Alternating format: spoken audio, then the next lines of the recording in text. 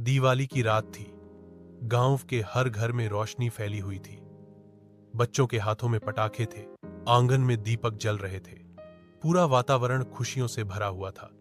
लेकिन उसी गांव की एक छोटी सी झोपड़ी अंधेरे में डूबी हुई थी। वहां काव्या नाम की एक बच्ची अपने माता पिता के साथ रहती थी। काव्या बहुत गरीब परिवार से थी। उसके पिता मजदूरी करते थे और मां बीमार रहती थी। घर में इतने पैसे नहीं थे कि दीपावली के लिए पटाखे या मिठाई खरीदी जा सके।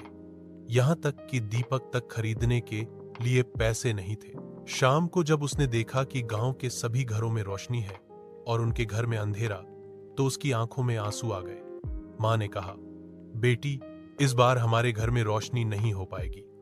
लेकिन काव्या चुपचाप बाहर चली गई। वह पास के मंदिर गई और वहां पड़ा एक टूटा सा मिट्टी का दीपक उठा लाई। उसमें तेल भी नहीं था।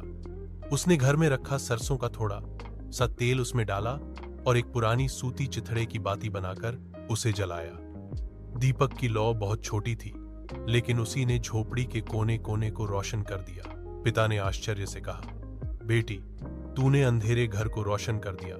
सच में दीपक छोटा हो सकता है, लेकिन उसकी रोशनी बहुत बड़ी होती है। काव्या मुस्कुराई और बोली, अंधेरा कितना भी गहरा क्यों न हो, एक छोटा सा दीपक भी उसे मिटा सकता है।